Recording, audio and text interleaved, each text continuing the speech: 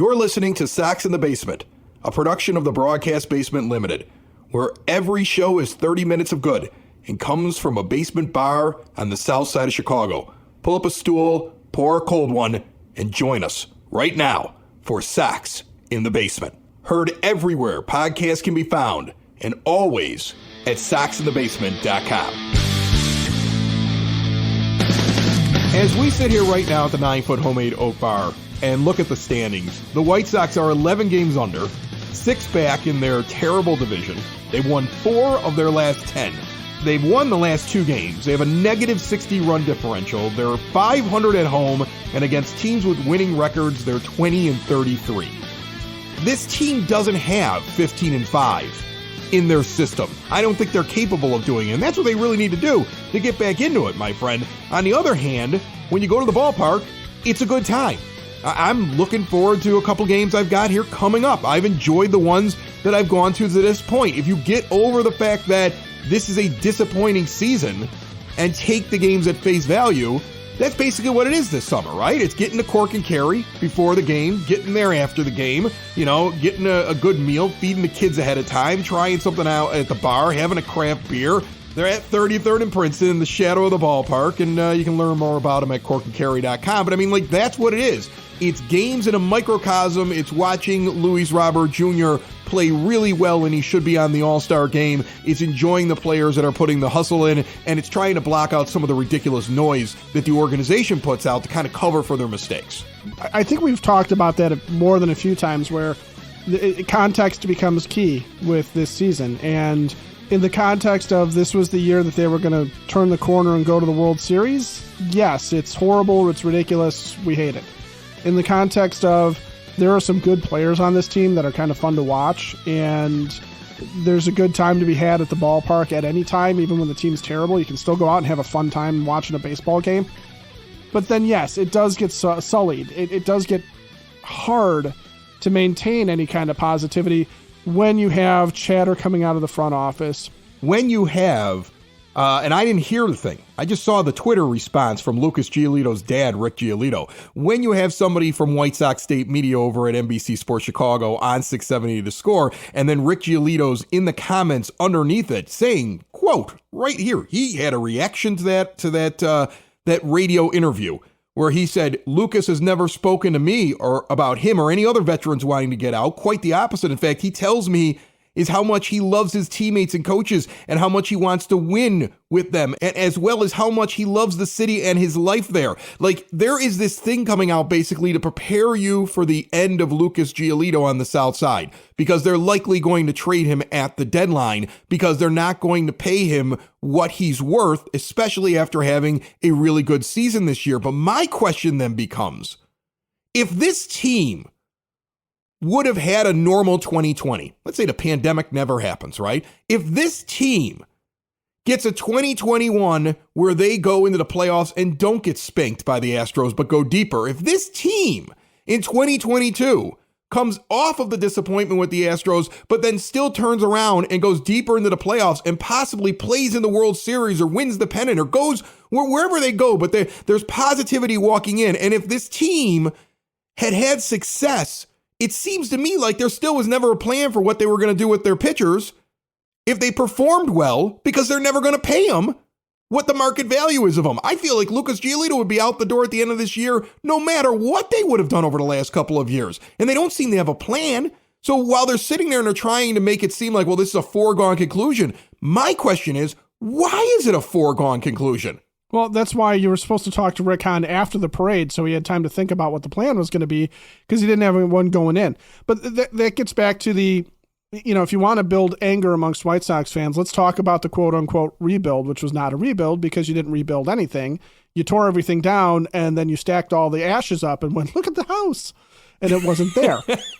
There's no sustainability with this organization, because you look at the minor leagues and you look at the lack of talent and you look at things there, and you have this problem of sitting there saying, okay, we have a pitcher that we value greatly because he's basically the number 1, number 2 pitcher on our staff, and we're not going to be able to afford him. So we're going to turn around and we're going to give him a sign that says, thank you for your service, and we're going to walk you out the door now and send you off to somebody else because we can't afford you, because we assume we're not going to be able to re-sign you in free agency, because, all the reasons that they're going to give. But the reality is that they don't have his replacement ready-made. And we've talked about that. They don't have 2 or 3 guys that are fighting to come up here and take over a rotation spot to where you look at it and you go, okay, they can withstand the loss of Lance Lynn. They can withstand the loss of Lucas Giolito because we have 3 guys named Chuck Smith coming up. And I have to use a generic name like that because we don't actually have the guys coming up to actually take these guys' places. There's nothing down there that makes you feel like, okay,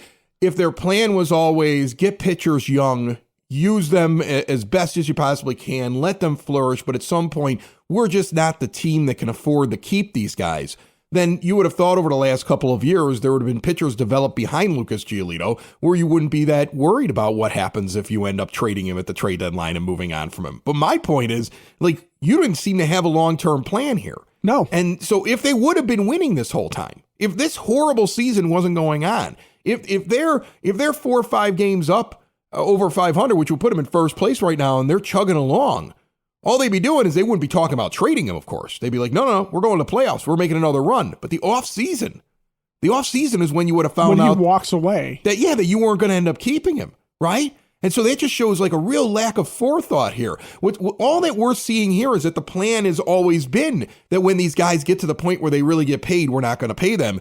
If what I'm hearing, if this narrative that, these guys, we're going to have to move them at the trade deadline, we're not going to be able to bring them back. I mean, it was coming out from the organization early in the season. We're probably not going to be able to bring this guy back. You hear all these different people reporting it. I mean, it boggles my mind because they didn't, if that was the plan, what did they do to prepare for this? And again, it slaps right in the face of everything that they told us over the last couple of years when they were telling us to be patient and we're talking about sustainability and being competitive each and every year and everything else like that. You're not that if your plan was when you get to the end of some of these contracts, these guys are just gone, or you have to deal them at the trade deadline if you're not competitive. Doesn't make any sense to me. Online with me right now, James Fox from FutureSox. How are you, buddy? I am good, sir. How are you? I'm good. We were just talking before you jumped on here about the atmosphere at the ballpark is actually pretty good for a team that's under 500. And it's a shame because I love summer baseball. I've got several games lined up here in the next month. I'm going out there to see them, but it just feels like they're never gonna get back over 500. They're probably gonna play 500 the rest of the way, and maybe even a game or two above it. But that isn't gonna be enough. Yeah, no, I feel the same. I mean, I went out Friday. Red Sox are in town. Those big blue blood matchups are always kind of cool. I feel like there was a lot of Red Sox fans there. It was very hot. There were a lot of people tailgating. The atmosphere was great. It's just, you sit down to watch this underwhelming baseball team and you just imagine how much better it could be, right? Because it wasn't a huge crowd. I think it was 27,000, but I mean 27,000 for this bad team's pretty good. Think about if they were in first, maybe that's 35,000 on a Friday night, and it's even better. So yeah, I just, I really like going. I've always really liked going. I just don't really like watching this baseball team.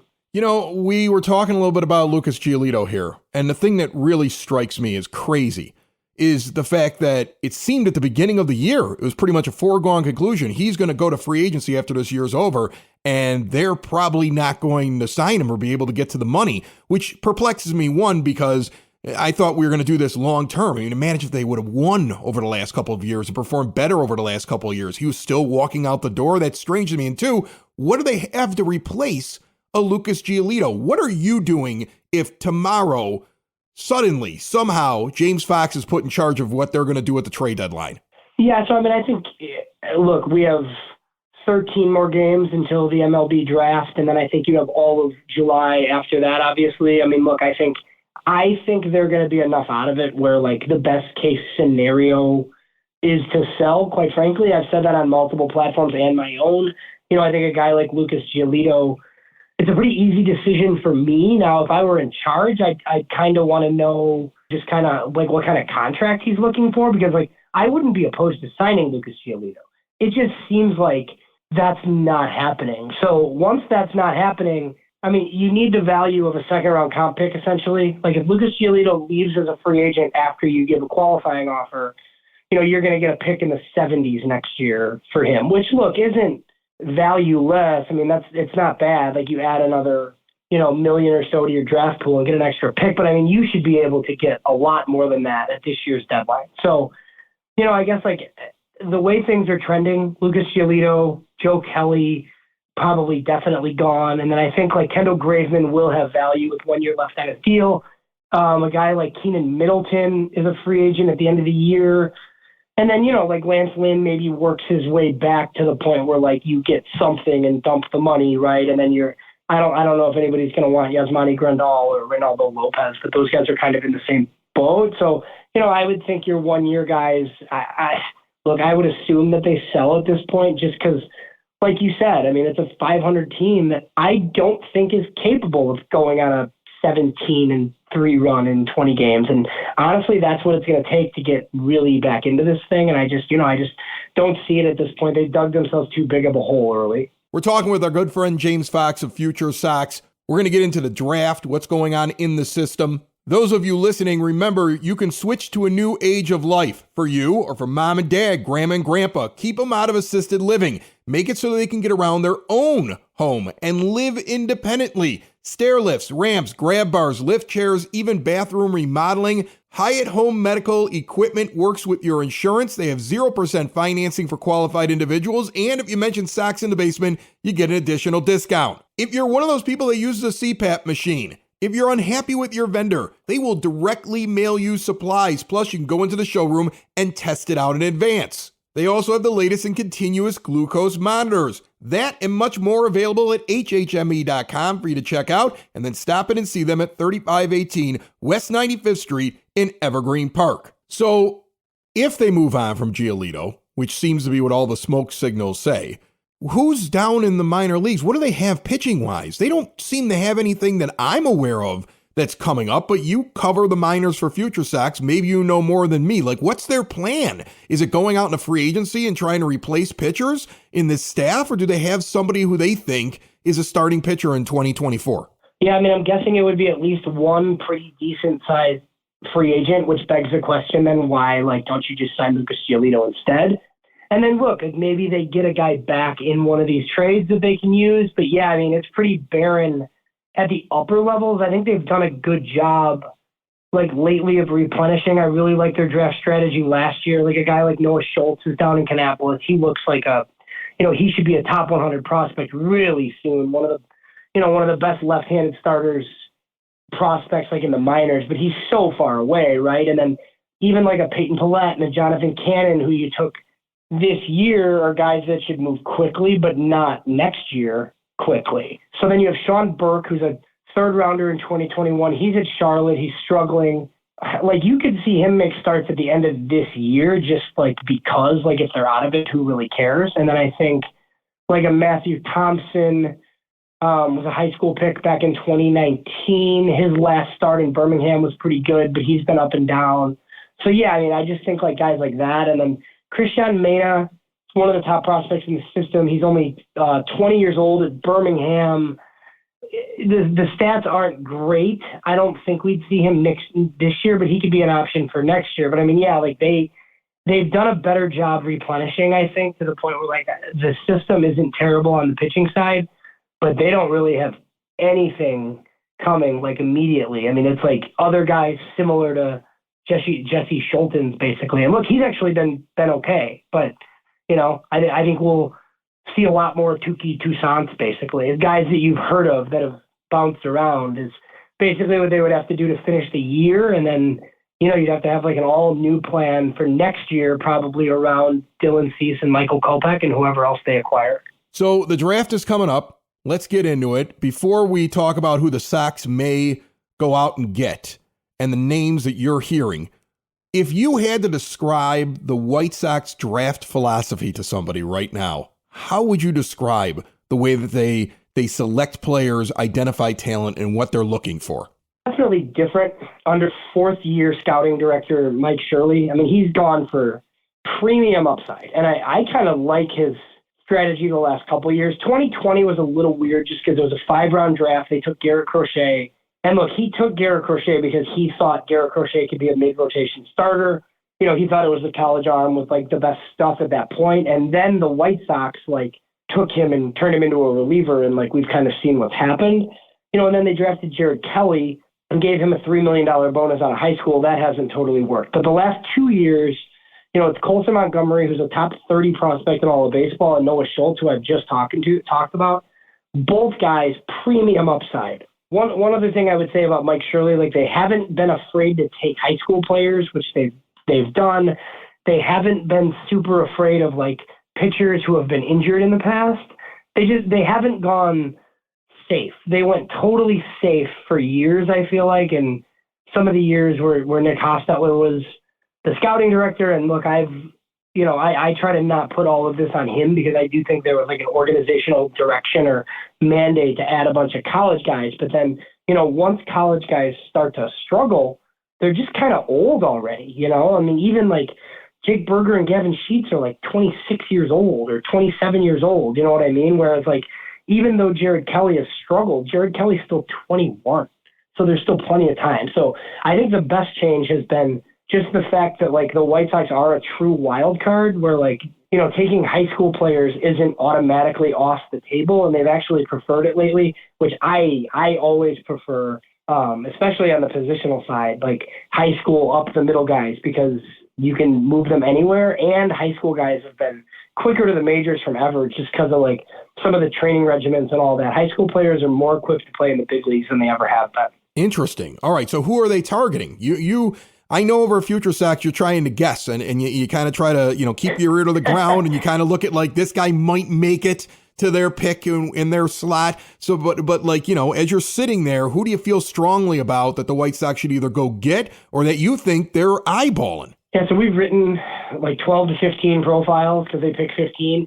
So I don't know how much you know about this draft, but it's really good. Like this college class is unbelievable because 2020, a lot of these high school guys, like there weren't bonuses for them in 5 rounds. So a lot of them went to school. So there's it's just like very college heavy. The top 5 of this draft class, all 5 of those players could be number 1 picks in most years. But then after that, it does thin out a little bit. But so the White Sox have been linked to prep hitters. So there's a shortstop out of Georgia, Colin Houck. There's another shortstop out of Florida, Arjun Namala. And then a third baseman, Aiden Miller out of Florida as well. He's like an older high school guy. He's 19, and he broke his hamate bone last year. I mean, he was like in top 10 consideration. So there's 3 guys there that are on the prep side. But then there's any number of college hitters who could be there, when they pick. Matt Shaw of Maryland is an infielder. Tommy Troy of Stanford is an infielder.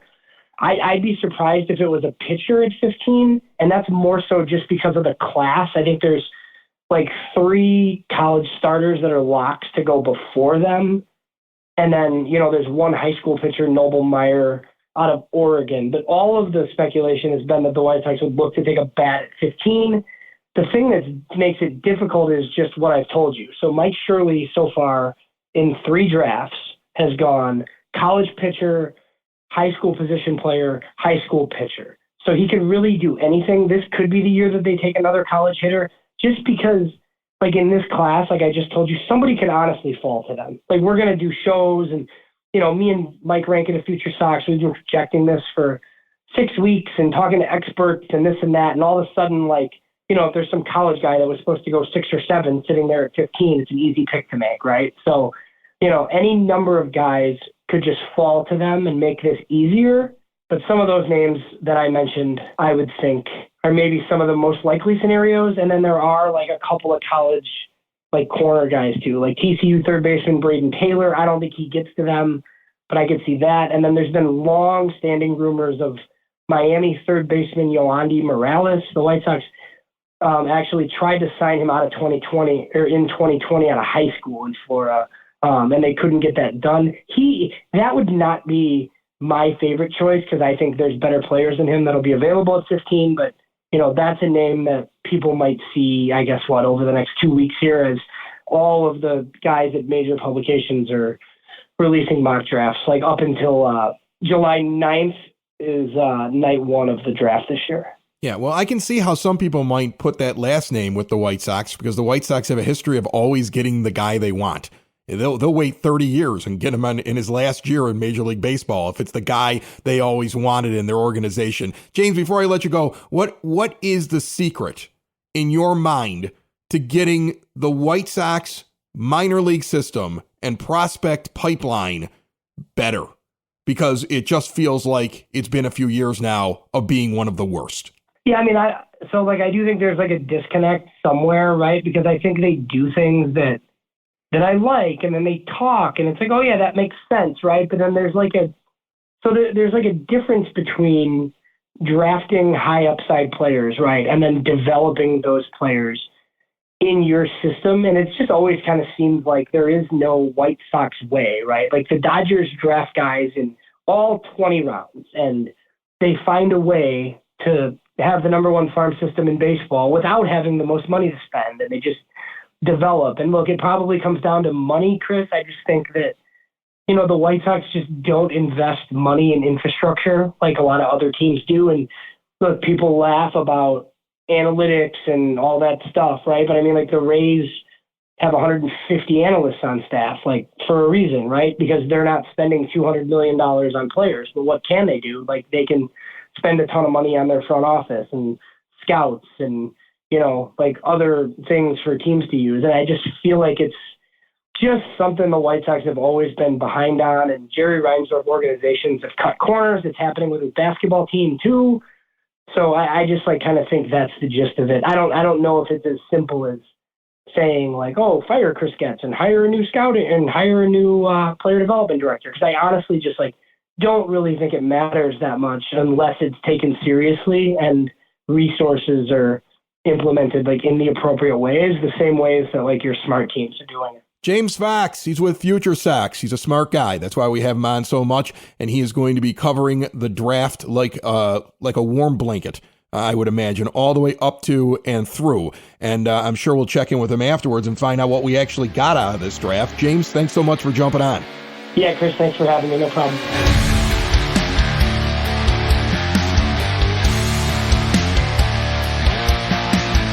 Hailstorm Brewing Company is the official brewery of Sox in the Basement, located in Tinley Park, 8060 186th Street, right off of 80th Avenue, with an incredible scratch kitchen inside of that big, beautiful beer hall and tap room. It's a working brewery, and it is so much fun all year round. But in the summertime, when they have patios open, the live music on the weekends, it is the place to be. That kitchen is open now at 11 a.m. for lunch Tuesday through Sunday and then into the night. You can even order online in advance if you're coming in to pick it up to take it someplace else. The flatbreads are good. The wings are good. The pork belly sliders are incredible. And then I can pick any kind of style basically off of that big, beautiful menu. If you like a hazy IPA, I suggest the Cumulus. See everything they have to offer at hailstormbrewing.com and get out to Tinley Park and Hailstorm Brewing, 8060 186th Street. I know that everybody's ultimate dream is that Jerry Reinsdorf sells the team,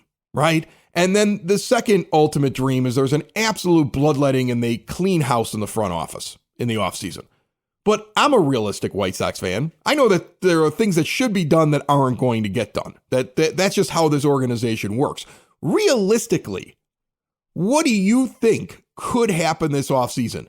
Because I feel like, personally, Rick Hahn goes. I think that there's a really good chance that he either goes or he's moved into some other position because that's what they like to do there. It's like Rick's going to be doing something else now.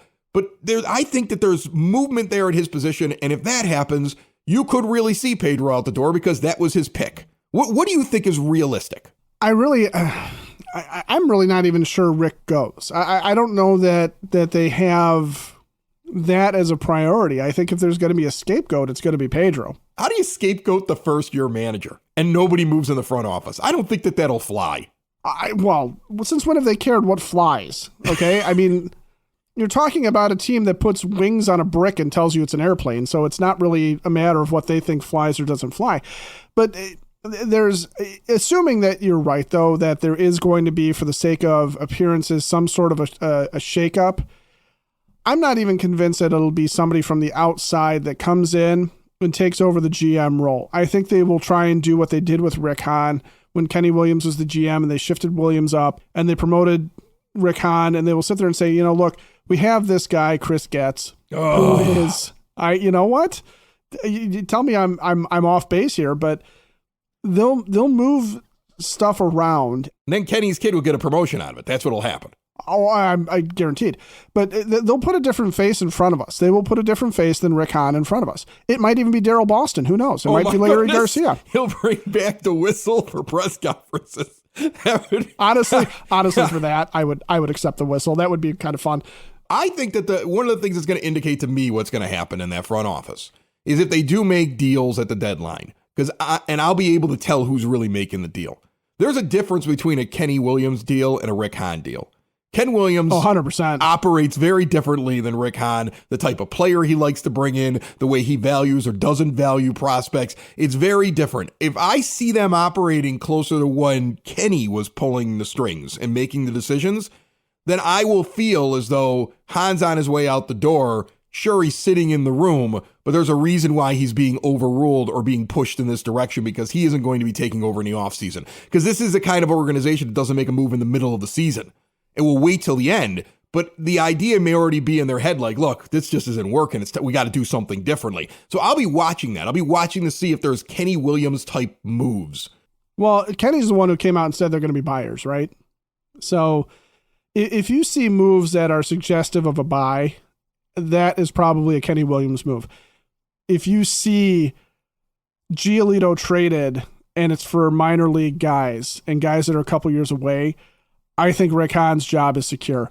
If you see Lucas Giolito traded and they get to call it a complete retooling, or they get to say we filled a couple of holes with major league talent and we can move forward, with this group and see where we go in the division this year, and we hate to give up Lucas, but blah, blah, blah, then I think, yeah, you're right. I think you can feel Kenny Williams' fingerprints all over it. And I don't think Kenny goes back to the GM chair. I really honestly do think that they rotate somebody around and they rotate somebody else into the firing line. So the question becomes then, who is the guy that fans get to be mad at for the next 4 to 5 years?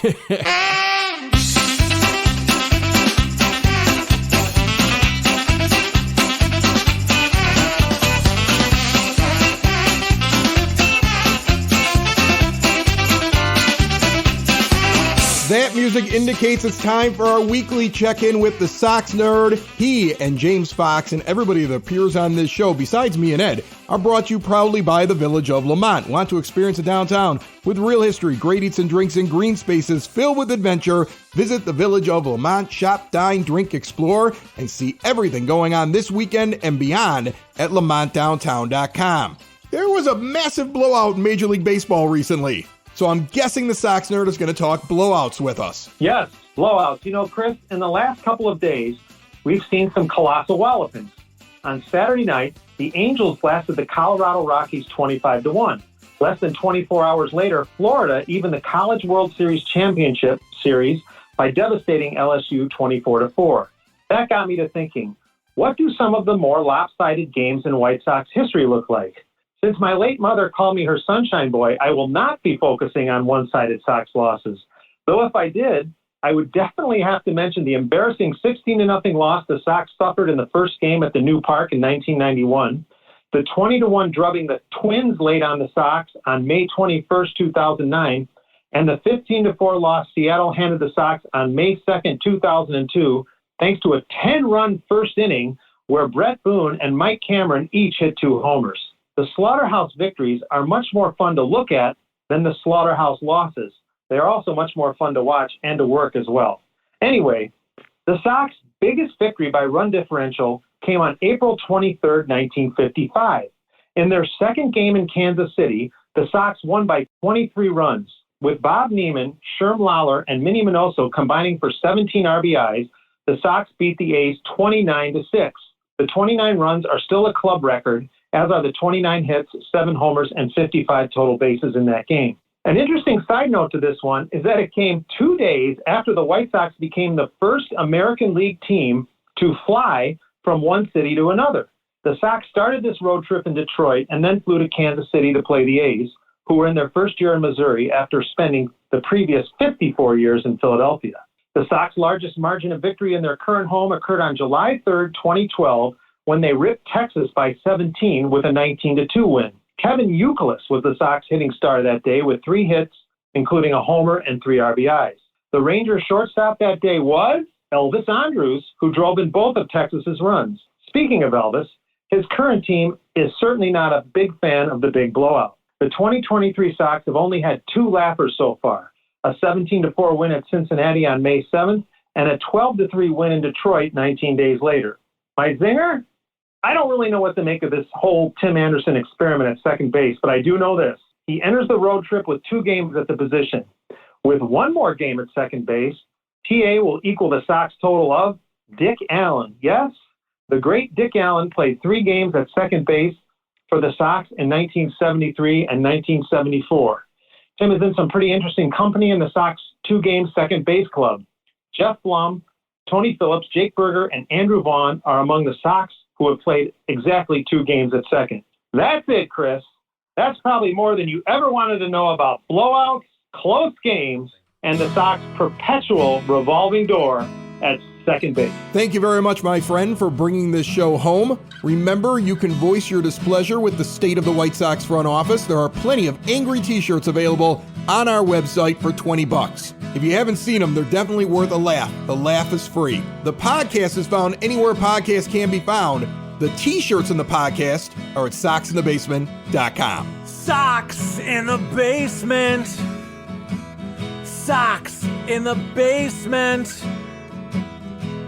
Sox in the basement. Sox in the Basement. Heard everywhere podcasts can be found and always on soxinthebasement.com.